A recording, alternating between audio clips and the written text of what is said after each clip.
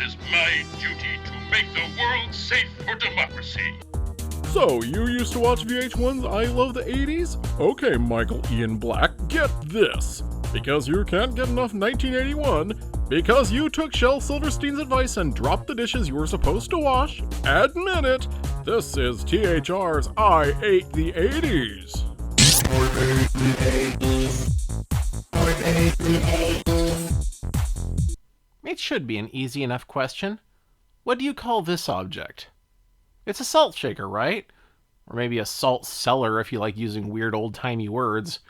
But what if you lived in Belgium, and half of your friends from up north spoke Dutch, and half of your friends from down south spoke French? And then there's people speaking German here and there, so you have to know two vocabularies and try to always keep up with one or the other.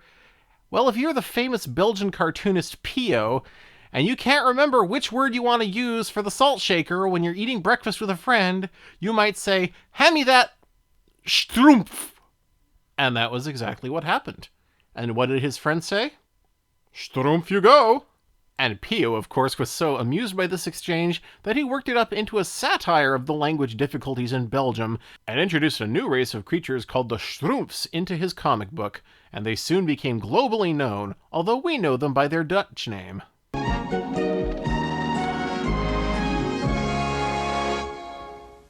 Now, the Smurfs were actually created in 1958, but in America we consider them a symbol of the 80s because the beginning of the 80s was the beginning of a certain fascination with Belgiumation.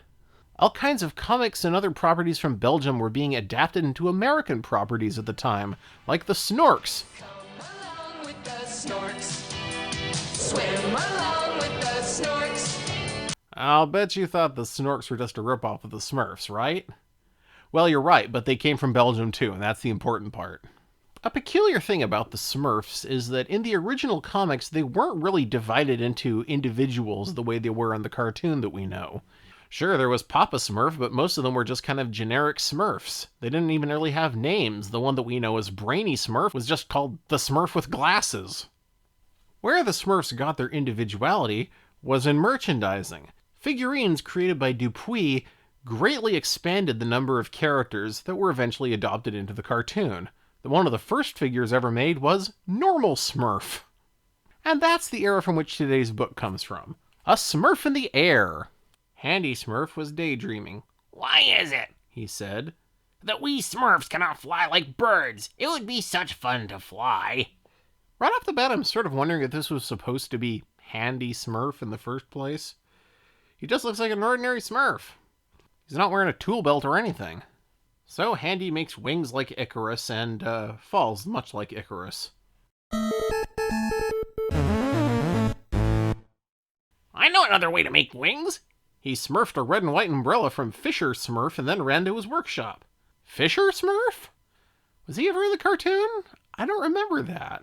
So Handy tries making bat wings and falls to what would certainly be his death if he weren't too small for terminal velocity.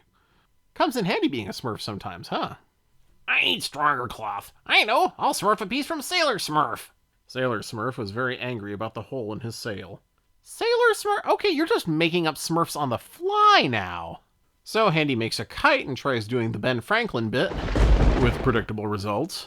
Fisher Smurf, Sailor Smurf, and the other Smurfs all yelled at him, "Smurfs aren't supposed to fly." Yeah, well, they laughed at Fulton. And Rube Goldberg. So Handy Smurf borrowed Papa Smurf's Book of Magic. You had a Book of Magic this whole time?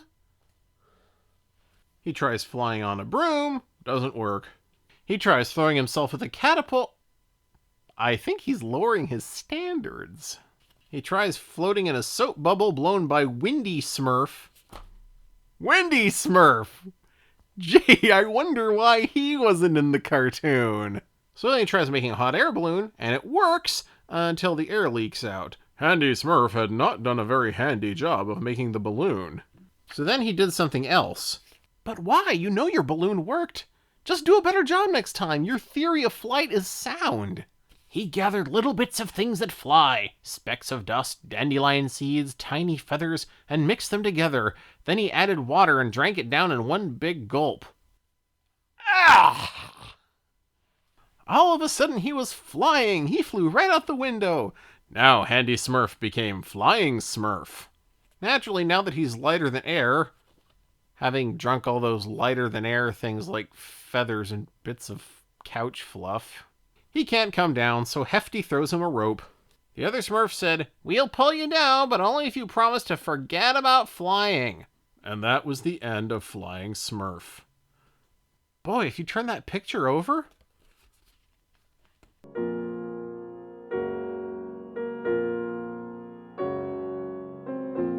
that really was the end of Flying Smurf. Jeez.